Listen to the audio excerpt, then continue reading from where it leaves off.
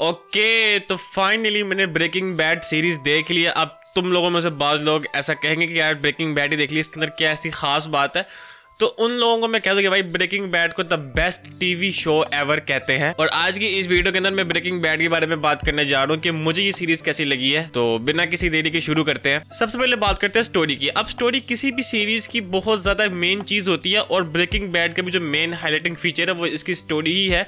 इसकी story cover करती है हमारे वॉल्टर वाइट को, जो कि हमारा मेन कैरेक्टर है। वैसे तो इस सीरीज के अंदर हर कोई मेन कैरेक्टर होता है, लेकिन वैसे जो हमारा मेन कैरेक्टर है वो हमारा वॉल्टर वाइट होता है, जो कि एक केमिस्ट्री टीचर होता है और वो एक नॉर्मल बंदों की ही अपनी टीचिंग कर रहा होता है। और टीचिंग के साथ साथ ही वो कार वॉश में भी काम कर रहा होता है ताकि वो अपनी फैमिली के फाइनेंशियल नीड को पूरी कर सके। और फिर उसको एक शॉकिंग खबर मिलती है कि उसको 3rd स्टेज का लंग कैंसर है और उसके पास अब रहने के लिए ज्यादा टाइम नहीं बचा। तो फिर उसको एक एहसास होता है कि मैंने अपनी जिंदगी में जितनी भी टीचिंग की है उससे मैं सिर्फ चंद हजार ही सेव कर सका हूं और वो मेरी फैमिली के लिए पूरे नहीं होंगे मेरी डेथ के बाद। तो फिर वो पैसे कमाने के दूसरे रास्तों की तलाश करता है और वहां पे फिर हमारे सीरीज के सेकंड मेन कैरेक्टर की एंट्री होती है, जिसका नाम जेसी पिंकमैन होता है, जो कि एमी बस गली मुल्ले का गुंडा होता है और ड्रग्स सप्लाई कर रहा होता है। लेकिन वो हमारे वॉल्टर वाइट का स्टूडेंट भी रहता है। तो वहां से हमारे वॉल्टर के दिमाग में एक आइडिया आता है कि मैं अपनी केमिस्ट्री का इस्तेमाल करके ड्रग्स बना देता हूँ और जेसी उन ड्रग्स की सप्लाई कर देगा। तो यहाँ से हमारा वॉल्ट और जेसी का डेडलीस्ट डुओ स्टार्ट होता है। इस सीरीज में आगे जाके हमें दिखाते हैं कि वॉल्ट हमारा फाइनेंशियल स्टेबल तो हो जाता है,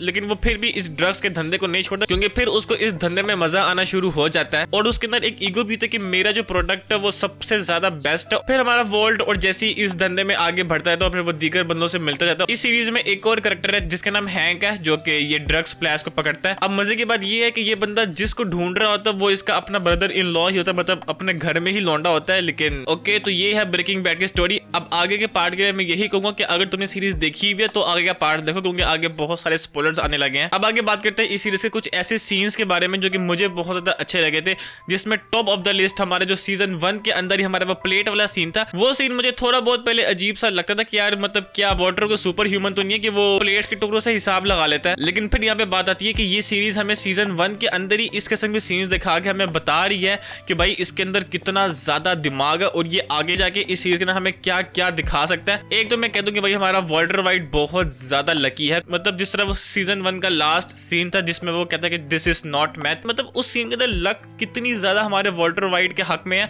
मतलब वो जब वो बम वहां पे मारता तो वहां पे कुछ भी हो सकता था, लेकिन सारी की सारी लक जो हमारे वॉल्टर वाइट के हक में होती है। वैसे इस बात को छोड़ के वो सीन बहुत ज्यादा कमाल करता है। मतलब जिस तरह वो बिल्डिंग से बाहर आ रहा होता है, वो चल रहा होता है और पीछे धमाका होता है, इसको देख के जोकर का वो हॉस्पिटल वाला सीन याद आ जाता है। अब मैं अगर ऐसी सीन्स के बारे में बात करूं तो मैं एक बात जरूर कहना चाहूंगा कि भाई जेसी पिंकमैन बहुत ज्यादा अनोइंग है। मतलब ठीक है, एंडिंग में आके उसका कैरेक्टर अच्छा खासा डेवलप हुआ, लेकिन फिर भी स्टार्टिंग के सीजन के अंदर वो इतना ज्यादा अनोइंग और कुछ तो उसके इतने बकवास फैसले कि जिसको देख के मुझे खुद गुस्सा आ रहा था इसके ऊपर। और दूसरा कैरेक्टर जो कि मुझे सबसे ज्यादा बकवास लगा इस पूरी सीरीज के अंदर और उसको मैं अपने दिल से हेट करता हूँ, और वो है स्काइलर। ओ भाई साहब, मतलब ये औरत, सीरीज देखते हुए मैं जितनी गालियां इस औरत को दी है ना, मतलब इतनी ज्यादा गालियां मैंने कभी भी किसी को नहीं दी होगी। एक इससे पहले बर्जर्क में कासा को मैंने बहुत ज्यादा गालियां दी थी, और उसके बाद स्काइलर तो मैं कहता हूँ भाई उसकी शक्ल देखे मुझे गुस्सा आता है यार, इतनी ज्यादा। एक तो वो चीख रही होती है और मतलब वॉल्ट के पीछे पड़ी हो भाई, उस बस छोड़ दिया उसको अपना काम करने तो, लेकिन नहीं,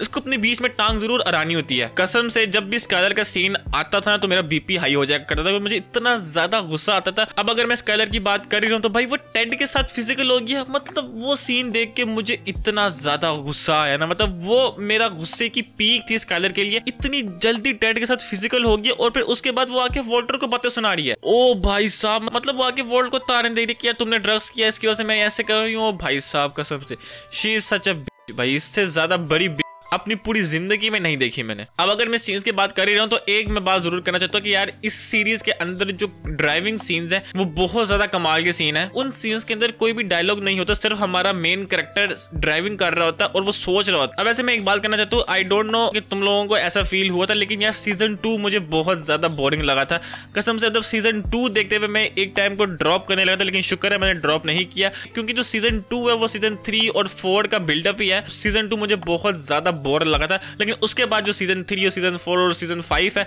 वो तो मैं कहता हूँ यार टॉप नॉच है। अब मैं ब्रेकिंग बैड की बात करूँ और मैं गस की बात ना करूँ तो यार ये तो नाइंसाफी वाली बात होगी। इस बंदे ने मुझे बहुत ज्यादा शॉक किया, क्योंकि यार एक तो मुझे इसकी एक्टिंग बहुत ज्यादा कमाल की लगी कि यार मतलब एक सेकंड के अंदर ही स्माइल कर रहा है, अगले सेकंड के अंदर ही इसके सारे फेस के एक्सप्रेशन चेंज हो गए। अब मैं अगर गस के 1000 IQ सीन्स के बारे में बात करूँ, वैसे तो काफी ज्यादा सीन है, लेकिन अभी इस वक्त मुझे एक आधा सीन याद है और वो पार्टी वाला सीन था। मतलब उस बंदे ने पूरा का पूरा स्क्वाड फिनिश कर दिया था। इवन तो वो करते करते वो खुद भी मरने वाला हुआ था, लेकिन फिर भी उसने वो काम किया। और भाई साहब कसम से उसके बाद से मैं गस का पूरा फैन हो गया था। और अब अगर मैं गस की बात कर ही रहा हूँ तो भाई गस की डेथ मैंने बिल्कुल भी एक्सपेक्ट नहीं किया था कि यार गस इस तरह मरेगा। इससे पहले एक सीन आता है कि जिसमें वॉल्ट गस की गाड़ी के अंदर बम फिट करता है, गस को पहले ही पता लग जाता है और वो गाड़ी के पास तक नहीं आता। मतलब उस सीन के बाद मैं सोचने लगा था कि यार वॉल्ट किस तरह मारेगा, लेकिन फिर उसने जिस तरह मारा उसने उससे भी ज्यादा 1000 IQ प्ले करते, मतलब हेक्टर का इस्तेमाल करके उसने मारा है। और उसके बाद जो गस की डेथ हुई थी और गस की डेथ का जो सीन इन्होंने हमें दिखाया